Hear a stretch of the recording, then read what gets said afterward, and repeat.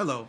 Today we're going to take a look at how we utilize CAPSYS Capture to route cases or batches that have been collected by the CAPSYS Capture system, either through email, fax, or scanning, or a variety of other methods, and route that work to a specific user or a group of users within our process.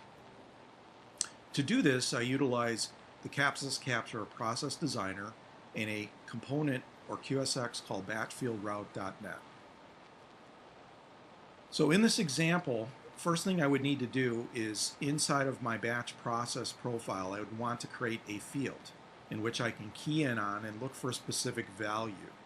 In this case, I'm going to define a field called field2, and I can set various properties of that field, such as a data type, and a control type, and a field mask.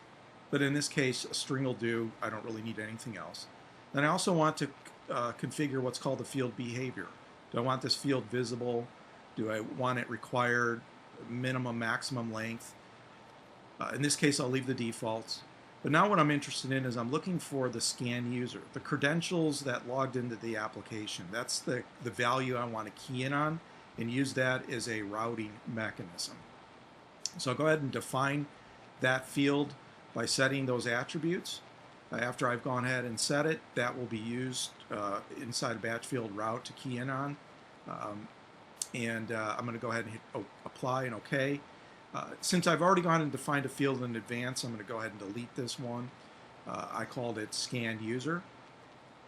And I kept the name consistent with the actual internal field name. So after I've defined my field, the next thing I do is go to my process map. And inside my process map, if you recall, what we do is we have a start event, a stop event, and we have various QSXs, which are predefined workbots or quick server extensions. This is pre-programmed componentry that allows me to reuse it from one process to the next. In this case, I'm interested in the barcode fieldroute.net QSX. I'd select that from my list, click OK. And now it becomes available on my map. I hit the configure by right mouse clicking on that icon, and I go in and set various characteristics or behavior that I would like this particular QSX to perform for me automatically.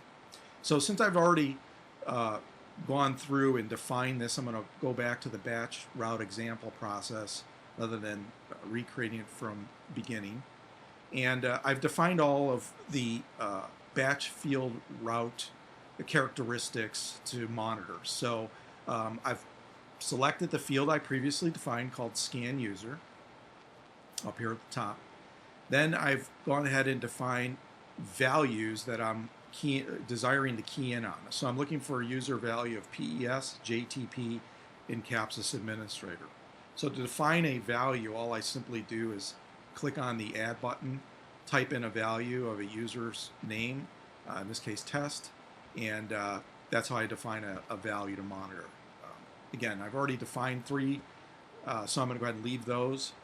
I'm going to also choose ignore capitalization because people log in uppercase, lowercase, mixed case, so I don't want the system to miss any of those particular combinations. I've also turned logging on so I can monitor during the creation of this process whether things are working as I expect.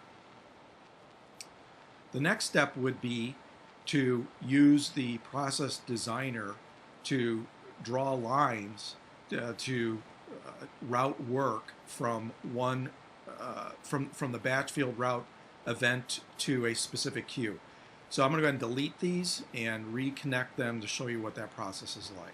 So it's simply a matter of using the line drawing tool with the arrow, point to batchfieldroute.net to the queue in which I want to route the work. In this case, JTP works needs to go to the offshore team. And then I'm going to choose the route tool to send work to the user 3 or B client list, CAPSYS administrator. So anybody logs in with CAPSYS administrator, the work's going to go to the B client list. Anybody that goes with JTP will go to the offshore team, and the user PES will go to the A client list. Once I've gone ahead and drawn my lines and feel satisfied with the configuration of my process, I choose OK. That puts it into production. The next step would be, let's go ahead and log in and see what the experience is going to be like from an end user perspective. So I'm using the web client. I'm logging in as user JTP.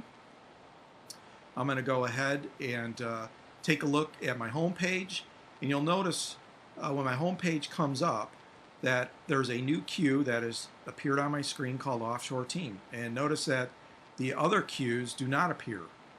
So Offshore Team is a queue in which I've been assigned to. So anything that comes into there I will see, but I will not see the A client list or the B client list. I'm going to capture a piece of work, in this case using the scan client, or import client I should say. So I'm going to import a couple pieces of work here. So it's a 2-page document and let's say a 16-page document. All my documents are being imported. I'm going to go ahead and release these now to the system.